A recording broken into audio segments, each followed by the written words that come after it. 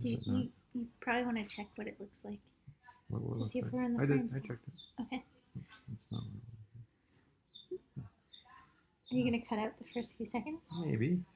Hi. I think that you can see me. Hi. Welcome to week 29 of the pregnancy desktop, inspired by Jason Concepcion's The NBA Desktop for the Ringer. And our background and whole setup's a little different this week.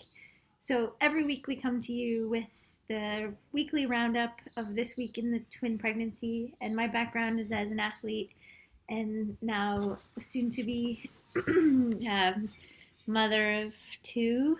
And this week the background is different because we're house sitting, and so we're kind of like on vacation. It's also the long weekend, and so we're recording from someone else's house. Okay, so the pun this week, I'm going to hand it over to my partner for the pun, and then I'm going to do the pun digression. Okay. So, I just thought it up, but now. Okay. So, what is? Very tired. It's vacation time. What do you call the noise that couples who are pregnant start to hear at regular intervals after becoming pregnant?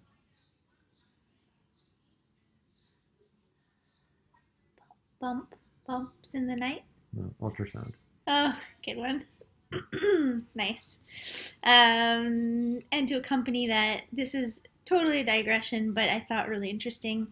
So you'll see that this week's theme is Paris. And in the Paris Review, there was a really good article in defense of puns, which I recommend in defense of anyone writing puns. And one little quick thing that I learned in that article is that the apple, the famous apple from the Garden of Eden, is a pun, essentially, because the fruit tree that it was specified in the original text doesn't say apple, but because the word for apple and evil are so similar in Latin, eventually it became an apple. Evil apple. Yeah. Which is really interesting. Okay, so this week the pregnancy win slash fail is a pregnancy win, and it's a little bit boring. Oh, spoiler alert. The pregnancy win this week is basically saying that not too much is happening. We had a good ultrasound, and it was like a week of not too eventful, which felt great. And that's the picture of me being ultrasounded. It's always really totally absorbing and fascinating to watch the screen, even though now they're so big that only pieces of them can fit on the screen at one time. So we can't really get a sense of the whole baby anymore in the picture. So yeah, so okay, back to the weekly roundup. So not much is happening except for continued growing. So that was the asterisks. And just, you can probably see as we're talking to you, it's getting really big. And I swam this morning and I realized even though I bought a swimsuit that's 6 sizes too big for me to be able to fit in now, I've already outgrown it. I think next week I'm going to have to get a bigger one. Okay, and so speaking of sizes, what are those sizes approximately for those two babies? Everyone seems to be in agreement. It's some kind of squash. Mostly the websites say it's a butternut squash. A few of them have gone with acorn squash or other squashes. And one website got creative and chose hairdryer for some reason, of all the things. I don't know. Savoy cabbage we saw is another one. And broccoli. I liked the broccoli because, yeah, broccoli's great. Also the size of a little gizmo, which makes them sound really cute, but also have the potential to be really bad. And then, oh yeah, and a pineapple. And then finally, I think this is the last one. Yeah, 1 gallon jug of milk, which to me seems huge. It's too big. However, they are 2.5 pounds each and around 26 centimeters. So if I don't know how But much a gallon of milk is 4 liters. A liter weighs a kilogram. Oh so yeah, this so weighs this is close too to big. 10 pounds. Okay. Yeah. Imagine if you had 2 jugs of milk in you. Yeah. Crazy. Yeah, they're not even together. They're not even anyway. We'll Yeah. leave it at that. But if you combine their weight together, Oh. they're 5 pounds, and so this is what a 5 pound cookie looks like. There you go. That's enough of that. So that was just to wrap your head around it. Okay, so the theme of this week, because we are planning to move to Paris and then other parts of France, we've been really looking into how to set up our village before we get there. And so we've done things like join groups on Facebook that are both for local parents and for expat parents. And then in addition to that, we found this really great group called Message. At least we think it's great. We just joined it, so we'll see how it goes. But it's quite a large network of people who are raising children. There's a substantial amount of those people are raising really young children in Paris, and the thing that connects them all together is that they're from other countries and they all speak English.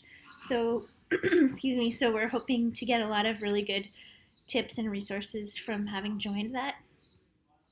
And then reading about French parenting has been like kind of inspiring. So here is a review in The Guardian of one book that we decided to buy and read. So this is the book by Pamela Druckerman.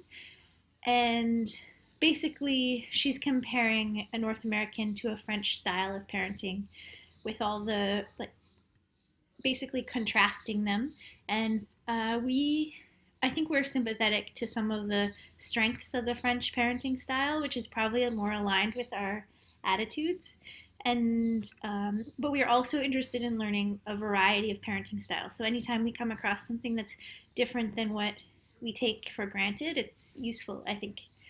So we're about to read that. And then I'm going to hand it over because Daniel's been doing some research on the support resources that are potentially options for us once we get to France. Yeah, so I think like initially we had been thinking that the way to go was an au pair. I think for me, I know that like when I saw the price of 320 euros a month, that seemed really good compared to, I think in Toronto, it's fairly standard to pay like in a daycare like 2,000 a month for each kid. So the difference in price seemed a lot. It turns out it's not quite as good as it sounds because you also have to pay, they have to stay with you. So it's like you're paying their room and board. And in a city like Paris, that's pretty expensive to have another room in your apartment. You also have to pay like their social kind of like fees, like social security, and like you're just paying kind of like, you know, the government fees. And that's like 200 euros a month. They need to get them extra health insurance. So there's a bunch of rules that go along with it. And also we found out, and we haven't really solved this problem, if we want to go with an au pair, it's expected that you mainly speak French at home, which we weren't planning to do. That's part of like the deal. The idea is like these people are coming and they're here to learn French, and this is good, like gives them that opportunity. So we looked into a bunch of other things because of that. And after looking into a bunch of stuff, I came across this article, which I thought was like pretty good, just in terms of like giving a specific example of someone who was living in France with kids and what the kind of support that they got. So here she kind of gets into the nitty gritty with the numbers. So um, yeah, for her first child, who was 2 months old, she had a nanny that she shared for 15 hours a week. And in the end, no, sorry. So 60 hours of childcare a month ended up costing 180 euros. So that seems pretty reasonable. Yeah. Um, I yeah. think it's pointing at me, so you might want to point at you. Yeah, seems reasonable. But there's a bunch of different things you can do. There's a thing called like a creche, which is like not that's just like a nursery, but they take them at like 2.5 months. But there's a bunch of different types of these creches. So there's like the creche associative, the creche familiale, the creche parentale, the creche municipal. It's just like there's so many different versions, and like these ones are run by parents, and it's kind of like a cooperative. The municipal ones are run by the city, and they're really low cost. These Halte Garderie are like another kind of creche where it's part time. So there's just like a bunch of different ways of doing it. And then this is what a nice little thing that someone made on the message site actually, where they're kind of like, in terms of cost, Garde Simple is kind of like having your own nanny, and then Crèche Privée is like less expensive than that, and then Garde Partagée is less expensive than that, and then Assistance Maternelle, which is another thing which I haven't gotten into, but they kind of like give you money to have a nanny, is less expensive than that, and then the state-run crèches are the least expensive. And then there's also like, because there's a lot of foreigners in Paris, they have these companies that have kind of come up where they provide like little a la carte type of stuff, so you can get your Wednesday nanny, because Wednesdays I kind of forgot about, yeah, like Wednesdays like kids have it off of school so they can do activities, and then you can have like a night person, or you can have and like exit school, or a bilingual lunch partner, or yeah, English vacation nanny. So yeah, a bunch of different options. Yeah, and you can pick what language you want your nanny to speak, all that stuff. So That's great. yeah. I really like that. Okay, and we're wrapping it up with just another sample of Kid Logic, which this one, I think, can you scroll to number 24? Yeah. This was a site you found that had a lot of good examples. So this is a little anecdote about a dog who died, and the mom tells the kid the dog's in heaven, and then the kid says, "What does God look like?" And when the mom gives like a pretty good mom answer, like it's one of the mysteries of life, the kid very logically interprets that as, you let a like someone you don't know what they look like, and they came and took the dog away. I love the response. I love when the logic is so correct. Yeah, and so wrong at the same time. So that's it. Excellent. Yeah. So thanks everyone. That's week 29, and we'll see you next week.